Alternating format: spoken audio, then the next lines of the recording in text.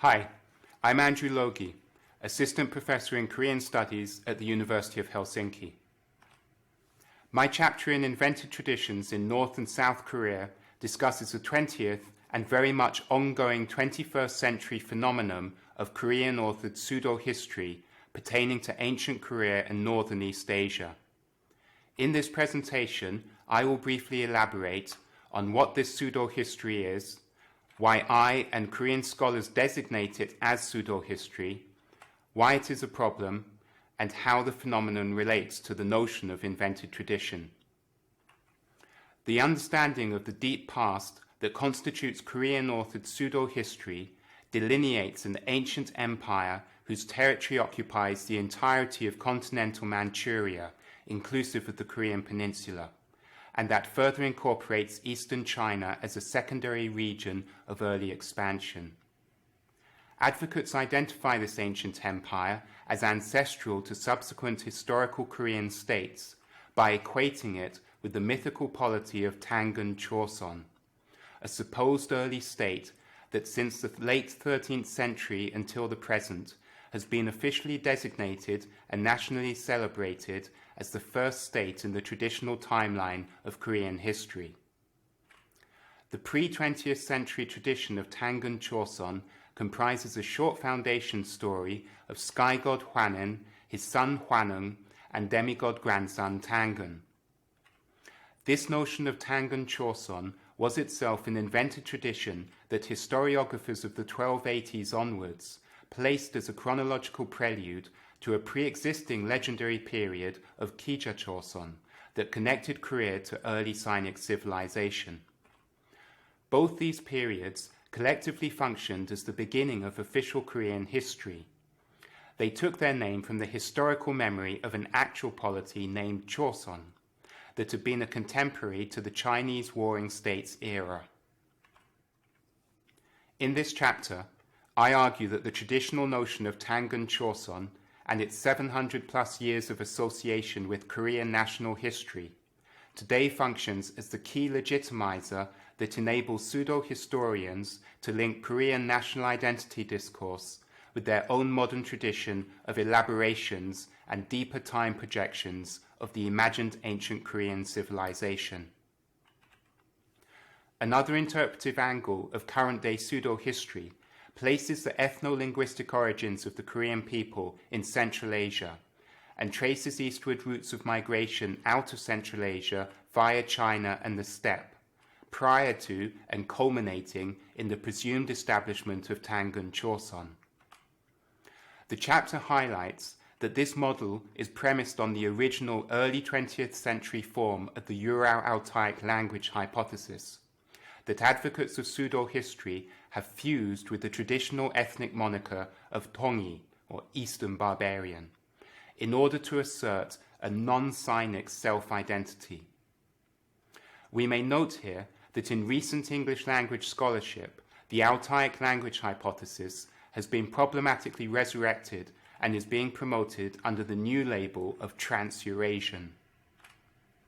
Multiple variations of the Empire and Trans-Eurasian migratory schemes are readily encounterable in commercial Korean bookstores, where on the history shelves, pseudo-history accounts for a significant proportion of steady sellers and new publications. Among the steady sellers is an apocryphal text titled Hwandang Kogi. Demonstrably forged in the 1970s, the most ubiquitous editions today are those published by a religious organization, for which the same pseudo-historical conceptualizations of the ancient past are taken to serve as a mirror to the millenarian future.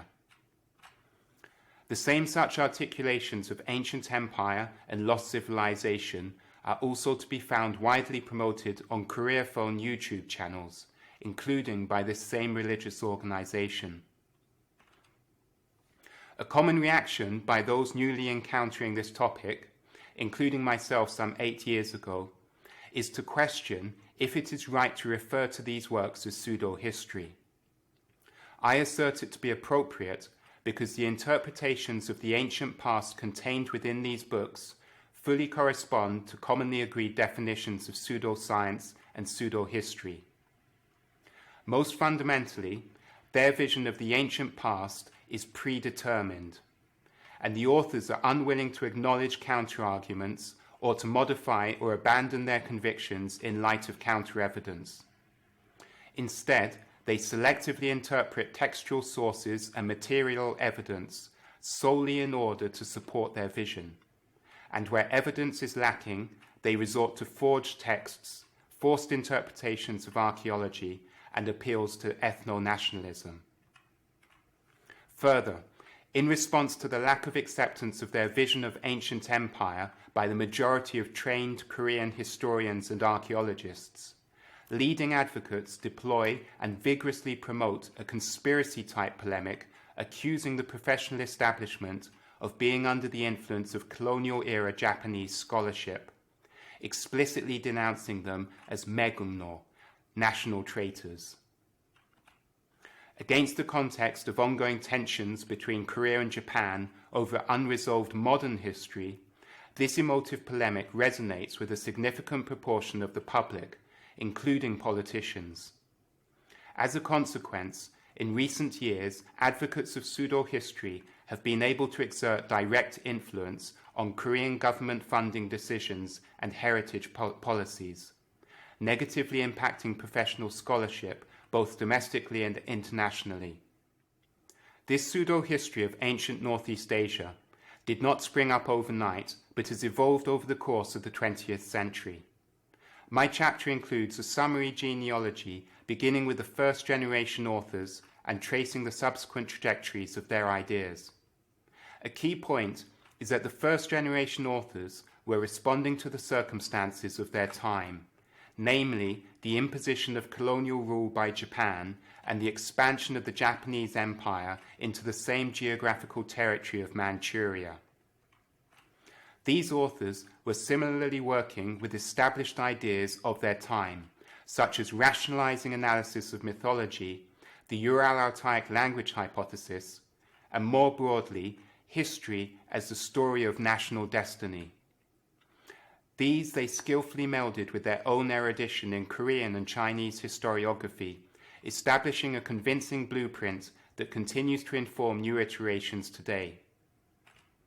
More recent generations, by contrast, remain beholden at once to these now obsolete ideas and methods, and to an ethno-nationalism that has been promoted by both contemporary Korean states, and that remains a key dynamic in current-day cultural identities and geopolitics of East Asia, if not much of the world. My chapter argues Korean pseudo-history to be an invented tradition from two angles. First, it is a fake tradition of ancient history, involving visions of ancient empire and assertions of authentic transmission and reconstruction that were first authored only in the 20th century, and that have involved the forging of sources such as Hwandang Kogi and Tangi Kosa. Second, with a now 100-year history behind it, Korean pseudo-history is a self-propelling and authentic modern tradition of the ancient in its own right. While maintaining the blueprint of the first-generation writers, each subsequent generation has adopted and shaped the narrative to fit their own times. The most recent example has been framing the same content as a response to perceived regional history wars and rivalry with mainland China. In light of the current political direction of the large continental state neighbouring the Koreas, I may have been overly dismissive of the threat that this neighbouring state's own nationalist historiography of ancient history may now pose to the Koreas. Similarly, new archaeological discoveries could turn out to identify some elements of a previously unknown civilization, while archaeogenetic analysis could provide a new evidence for long-range routes of migration traced to Central Asia. However, in all such cases, such coincidence would not be proof of pseudo-historical convictions, but would represent new data that should be cautiously examined and taken into account. One such case of archaeological discovery treated in the chapter that has been heavily utilized by pseudo-historians is that of the mid to late Neolithic Hongshan culture. Finally, I wish to highlight that my treatment of Korean pseudo-history is hopefully not that of an obtuse Westerner intent on besmirching or belittling Korean historical identity and scholarship. Rather, my work is closely informed by Korean-authored critiques of this same pseudo-history, that themselves are fully aware of the Mandalojin Jongtong, or invented traditions discourse and framing. However, I believe that the concluding paragraphs to my chapter highlight some key characteristics of the phenomenon that have been less often addressed by my Korean counterparts. Chief of these is the long-standing entanglement of early Korean history with national mythology, for the details of which, please read the chapter. Thank you.